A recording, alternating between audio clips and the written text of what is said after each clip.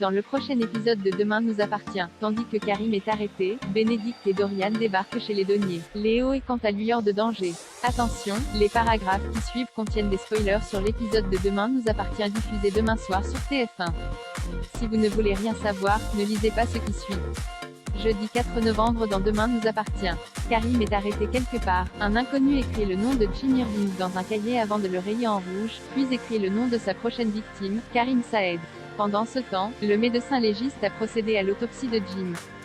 Selon lui, le journaliste serait décédé aux alentours de 18 h d'un coup violent à la tête. Vu les circonstances, le commandant Constant est dans l'obligation de convoquer Karim. À quelques kilomètres de là, une mystérieuse personne s'introduit au domicile de Karim et verse du sang sur l'un de ses jeans avant de le jeter en boule sous son lit. De son côté, Raphaël informe Anna que Jim a été tué. Sous le choc, elle fait un léger malaise. Comme elle n'a pas mangé depuis son arrivée en prison, Raphaël l'encourage à tenir le coup et ce d'autant plus que la mort du journaliste change désormais la donne. Convaincu de son innocence, l'avocate l'enjoint à lui faire confiance. Au commissariat, Karim est entendu par le commandant Constant. Bien que de nombreux éléments l'accablent, le policier jure qu'il n'a pas tué Jim. Craignant que ses collègues ne soient trop impliqués et manquent de recul, le procureur Maître dessaisit le commissariat de Sète de l'enquête au profit de la police judiciaire de Montpellier. De plus, Xavier ordonne la mise en garde à vue de Karim. Martin lui promet alors de ne pas le lâcher et jure de trouver le véritable coupable. Plus tard, deux officiers de police débarquent au commissariat pour prendre le relais. En perquisitionnant le domicile de Karim, ils découvrent un jean taché de sang ainsi que des photos de Jim et de nombreuses recherches le concernant dans son ordinateur. Pour les policiers, il y a donc eu meurtre avec préméditation. Après analyse du labo, il ne fait plus aucun doute que le sang relevé sur le vêtement appartient à Jim. Karim tente bien de convaincre ses interlocuteurs qu'il s'agit d'un coup monté, le procureur l'inculpe pour meurtre avec préméditation.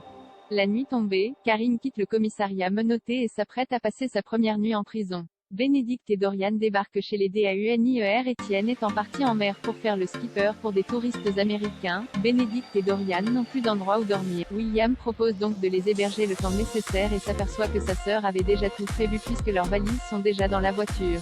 Lorsqu'Aurore se dit agréablement surprise par ce changement de comportement, William répond vouloir être un peu plus cool avec Bénédicte.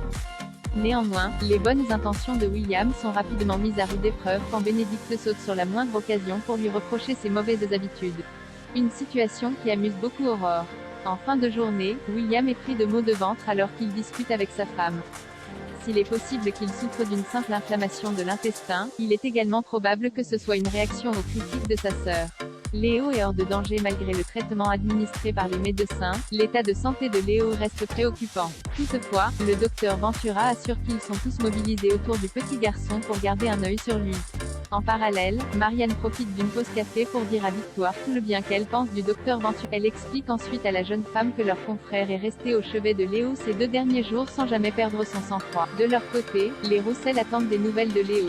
Heureusement, Benjamin est annonciateur d'une bonne nouvelle puisque sa fièvre est enfin tombée. Très émue, Audrey prend le médecin dans ses bras et le remercie chaleureusement. Sans attendre Audrey, Jordan, Lizzie et Jack se rendent avec enthousiasme au chevet du petit garçon.